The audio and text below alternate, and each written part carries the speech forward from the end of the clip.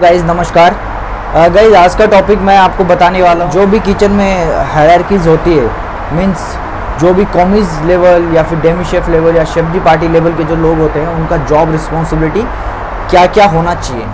Anything else about 5-star food preparation with 5-star chefs, so subscribe this channel and hit the bell icon and you never have to go anywhere else ever again. अगर आप एक कॉमी third है तो आपको क्या क्या सीखना चाहिए, या कॉमी टू हो क्या क्या सीखना चाहिए, and as well as for commis one, demi chef and chef de partie. इस लेवल में किस किस चीज़ का नॉलेज आपको होना ज़रूरी है, ये आपके लिए जानना बहुत ज़्यादा इंपॉर्टेंट है।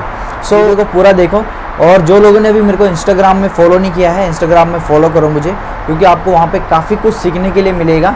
एंड वहाँ पे मैं स्टोरीज़ पोस्ट करता रहता हूँ और खाने की फ़ोटोज़ पोस्ट करता रहता हूँ, सो आप अप टू डेट रहेंगे। सो गाइज मैं बात कर रहा था जॉब रिस्पॉन्सिबिलिटीज़ की। सो गाइज सबसे पहले फॉर ऑल द कॉमीज़, चाहे आप रेस्टोरेंट में हो, चाहे आप होटल में हो, या फिर आप किसी भी लग्जरियस प्रॉपर्टीज़ में हो, सबसे पहला चीज़ जो मुझे लगता है, अगर आप किचन में आ चुके हैं तो आपको मुझे लगता है सबसे पहला चीज़ आपका हैंड स्किल होना बहुत ज़रूरी है। आपको कौन सा डिश बनाना आता है, क्या बनाना आता है, ये मेरे लिए पर्सनली इतना इम्पोर्टेंट नहीं है, बट आपको वेजिटेबल्स के नाम पता है, आपको सारी तरीके की कटिंग पता है, आपको सेक्शंस के नाम पता है, आपको मेनली इंग्रेडिएंट्स के नाम पता है। ये चीज़ें मेरे लिए बहुत ज़्यादा ज़रूरी हो जाती है एज ए शेफ़।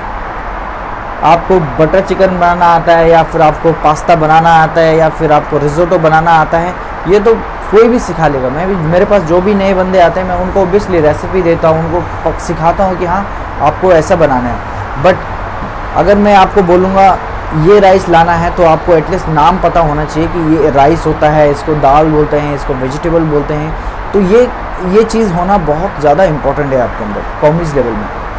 अगर आप कॉमी थर्ड हो तो मेरे हिसाब से अगर आपको ये चीज़ें पता है और आपका कटिंग थोड़ा बहुत ठीक है, तो आप किसी भी होटल में काम कर सकते हो।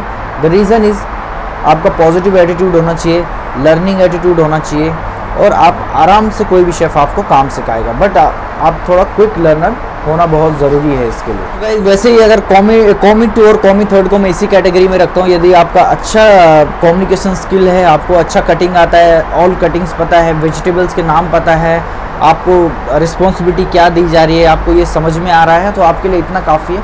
बस आपको फिर लर्न करने का ज़रूरत है, आपको किचन में टाइम देने का ज़रूरत है। 2 साल 1 साल कॉमीज लेवल में काम करो, 3 साल 4 साल काम करो, तो आपको धीरे धीरे अंडरस्टैंड हो जाएगा आगे मेरे को क्या क्या सीखना ज़रूरी है। इसमें हाइजीन भी आपका इंक्लूड होता है। अगर मैं बात करूँ कॉमी वन एंड डेमी शेफ़ का, कॉमी वन को स्किल जॉब आना ज़रूरी है।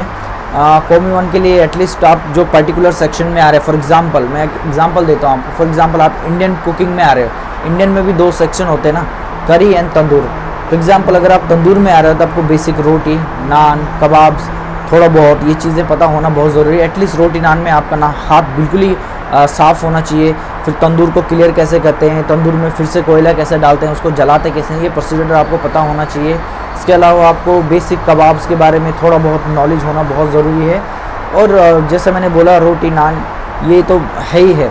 इसके अलावा आपको मैरिनेशंस, मीट का मैरिनेशन, चिकन का मैरिनेशन, जो कि हम लोग टिक्का में यूज़ करते हैं, ये चीज़ होना आपके लिए बहुत ज़्यादा ज़रूरी है। दूसरी चीज़ आपको पता होना चाहिए कि तंदूर का टेम्परेचर कितना रहना चाहिए, और आपको जो फॉर एग्जांपल आपको एक चिकन टिक्का मसाला बनाना है, तो आपको चिकन को कितनी देर तक रोस्ट करना है, उसका कलर कैसा होना चाहिए, वो कितना कुक होना चाहिए ग्रेवी में डालने से पहले।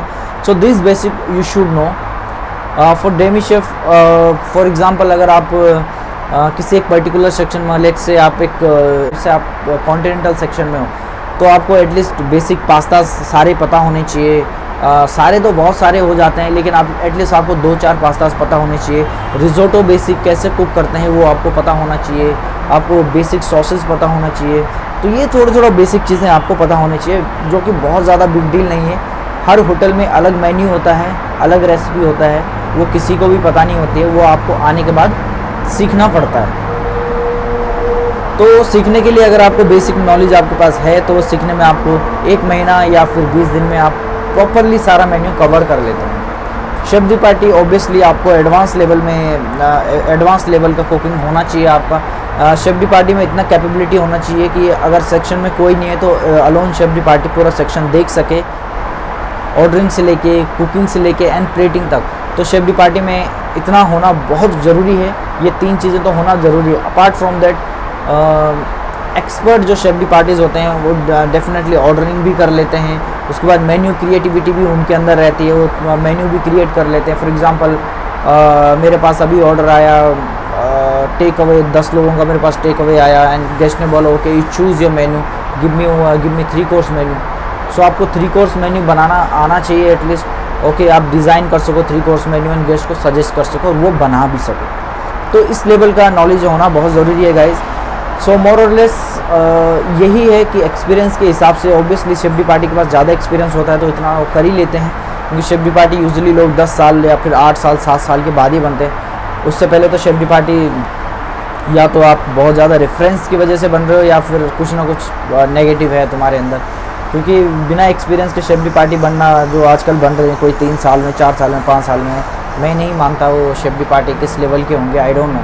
बट 8 से 10 साल शेफ डी पार्टी बनने में लगता ही है, काउंटिंग फ्रॉम ट्रेनिंग टिल, अगर आप बेसिक लेवल में, अगर आप मैनेजमेंट ट्रेनी हो तो वो बात अलग है। मैनेजमेंट ट्रेनिंग में आपका स्टडी थोड़ा ज़्यादा हो जाता है, फिर आपको मैनेजमेंट ट्रेनिंग में 2 साल ट्रेनिंग करने के बाद आपका बिगिनिंग लेवल ही पोजीशन शेफ डी पार्टी या शू शेफ होता है, दैट इज़ डिफरेंट। और अपार्ट फ्रॉम दैट ऑल्सो, और उसके अलावा कोई बहुत अच्छे कॉलेज से डिग्री कर लेता है, फॉर एग्जांपल कोई स्विट्ज़रलैंड से पढ़ के आ रहा है या बहुत अच्छे फ्रांस में कोई किसी अच्छे कॉलेज से पढ़ के आ रहा है, तो इन लोगों के लिए भी अलग इन लोगों के कॉलेज इनको एक अलग तरीके का प्लेसमेंट देते हैं, जो कि इनका रैंक काफ़ी ज़्यादा हाई लेवल से ही स्टार्ट होता है, बट उनका पढ़ाई भी ऐसा होता है and they obviously have some strong knowledge.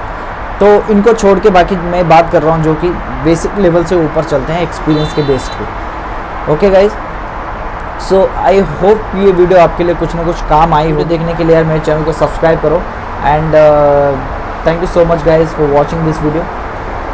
ये चैनल को सब्सक्राइब करना मत भूलो and love and peace from Dubai, stay safe guys, thank you for watching this video.